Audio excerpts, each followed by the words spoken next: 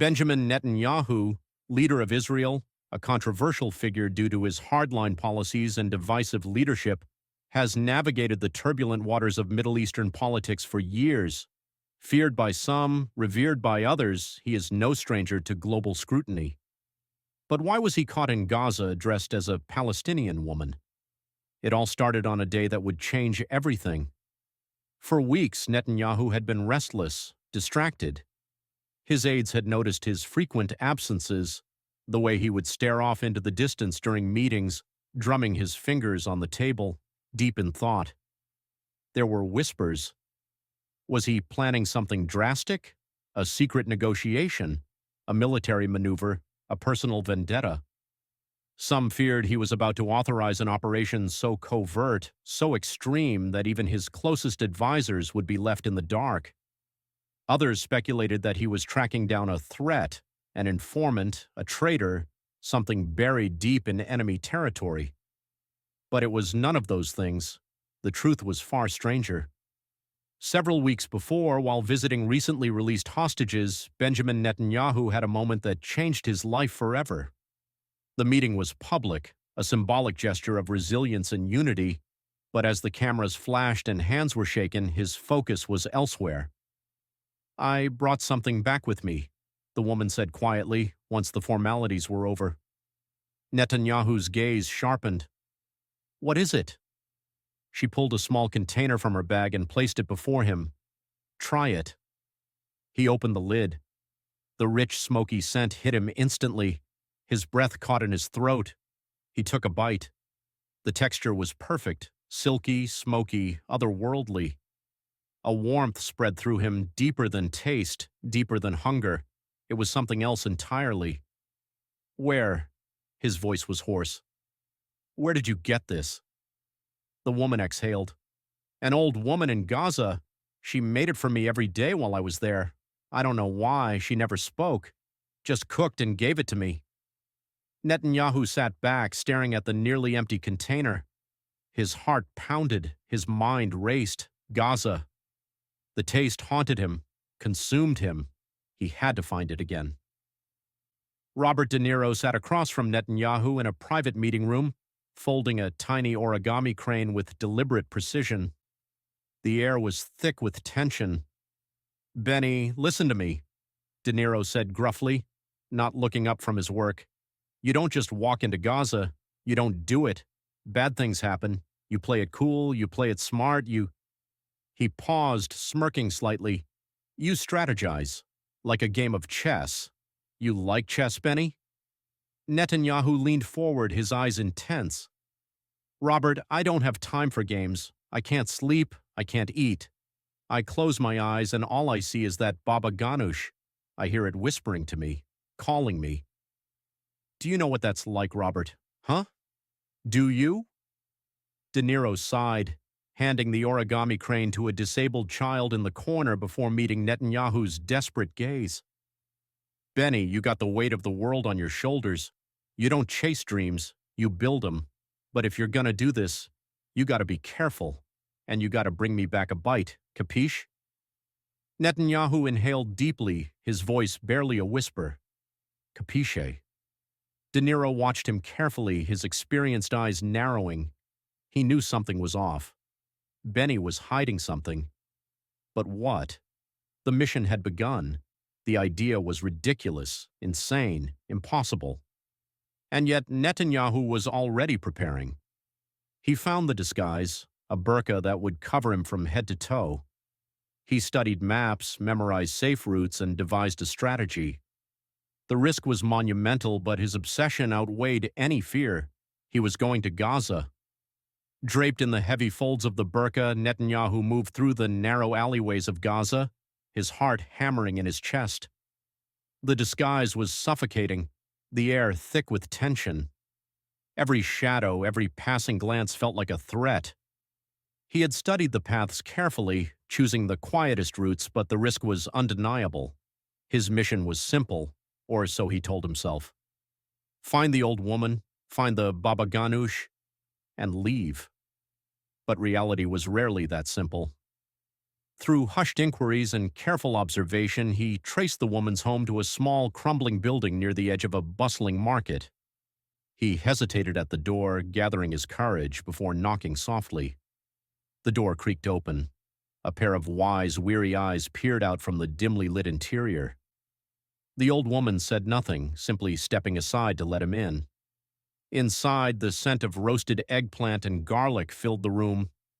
The woman moved methodically, her hands working with practiced ease as she prepared the dish. She did not question him, did not ask why a stranger, clearly out of place, had come to her doorstep. Instead, she ladled the velvety, smoky dip into a small dish and placed it before him. Netanyahu's hands trembled as he scooped a bite onto a torn piece of bread. The moment it touched his tongue, the world around him blurred. Time stopped. The flavors wrapped around him like an embrace, unlocking something deep within, something ancient, something true. He looked up at the woman, his voice barely above a whisper. "Why did you make this for her? The kidnapped woman?" The old woman regarded him for a long moment before finally speaking. "Even in the darkest places, we must feed each other." Something in Netanyahu's chest tightened. He took another bite, savoring the taste, committing it to memory. And then, as silently as he came, he left. One trip was not enough. Netanyahu found himself drawn back again and again.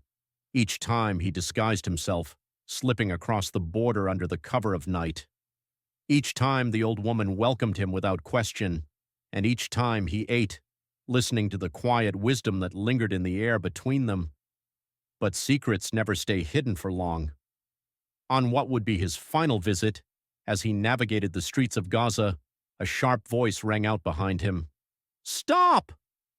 He turned, too slowly. A group of masked men surrounded him, weapons raised. There was no escape. Netanyahu was caught. Bound and blindfolded, Netanyahu was dragged into an undisclosed location. When the cloth was ripped from his eyes, he found himself face to face with the leader of Hamas. The room was silent. "Benjamin Netanyahu," the leader said, voice laced with incredulity.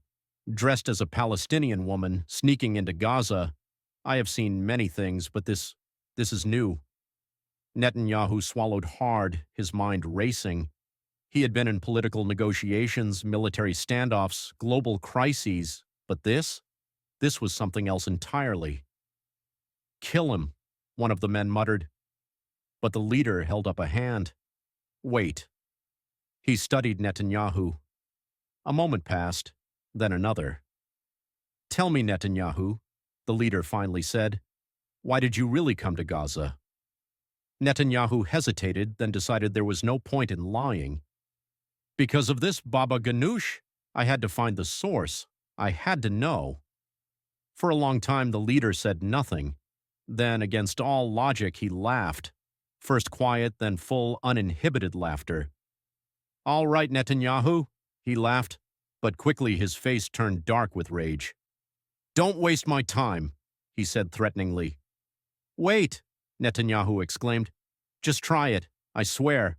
It's the best Baba Ganoush in the entire Middle East, if not the world.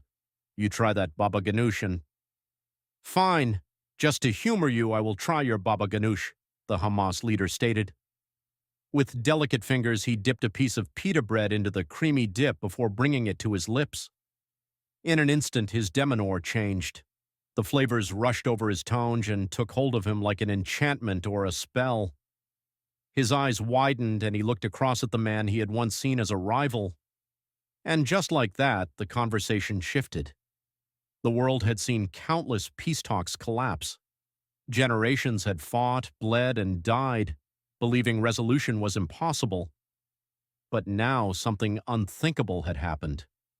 Not through treaties or military strategy, but through something so simple, so human, food. The initial ceasefire talks were fragile, teetering on the edge of collapse. Distrust ran deep, and the ghosts of past betrayals haunted the negotiations. For days, tension gripped the region, but then, in a moment that defied all expectations, the leader of Hamas made an announcement: there would be no further attacks.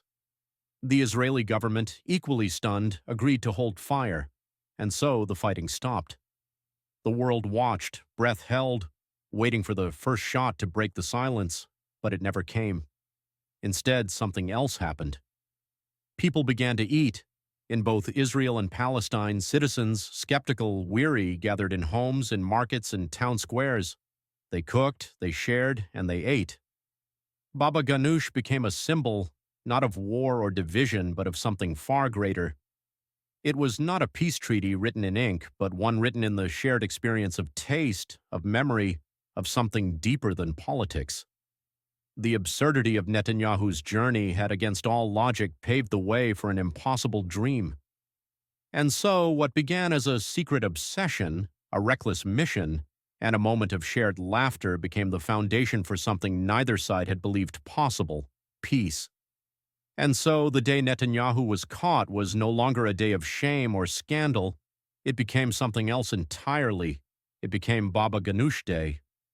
Every year on that fateful date, people across Israel and Palestine dressed in burqas, not as disguise, but as tradition.